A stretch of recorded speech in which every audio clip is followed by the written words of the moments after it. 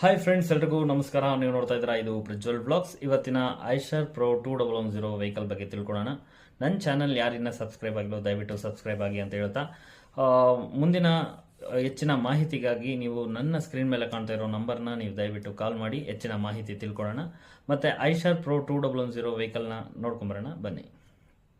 Eicher pro 2110 ಈ GVW ಬಂದು 11,990 GVW ಇರುತ್ತೆ. ಇನ್ನು ಕಾರ್ಗೋ ಬಾಡಿ ಲೆಂತ್ ನೋಡೋದಾದ್ರೆ ನಿಮಗೆ 17 feet, 19 feet, 20 feet and 22, 24 feet ಅಲ್ಲಿ ಬರುತ್ತೆ. ಇಂಜಿನ್ ಬಂದು E474 ಇಂಜಿನ್ ಬರುತ್ತೆ.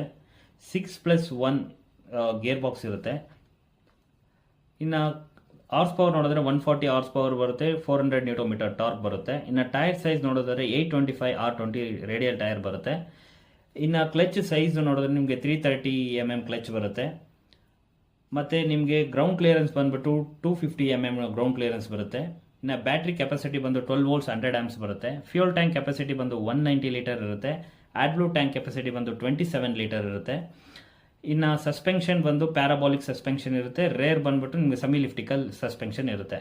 ಇನ್ನು ಕ್ಯಾಬಿನ್ ಇಂಟೀರಿಯರ್ ನೋಡೋದಾದ್ರೆ ಪವರ್ ಸ್ಟೇರಿಂಗ್ ಬರುತ್ತೆ. Tilt and telescopic power steering ಬರುತ್ತೆ. ಇದರಲ್ಲಿ ಈ ಗಾಡಿಯಲ್ಲಿ ಫ್ಯೂಯಲ್ ಕೋಚಿಂಗ್ ಇದೆ. ಇದರಲ್ಲಿ 3 ಡ್ರೈವಿಂಗ್ ಮೋಡ್ ಇದೆ. ನಿಮಗೆ power, eco and eco plus mode ಇದೆ. ಮತ್ತು ಇದು ಬಂದು 60,000 ಕಿಲೋಮೀಟರ್ಗೆ ಸರ್ವಿಸ್ ಡ್ಯೂ ಇದೆ. ಈ ವಿಡಿಯೋ ನಿಮಗೆ ಇಷ್ಟ ಆಗಿದೆ ಲೈಕ್ ಮಾಡಿ, ಶೇರ್ ಮಾಡಿ, ಕಮೆಂಟ್ ಮಾಡಿ.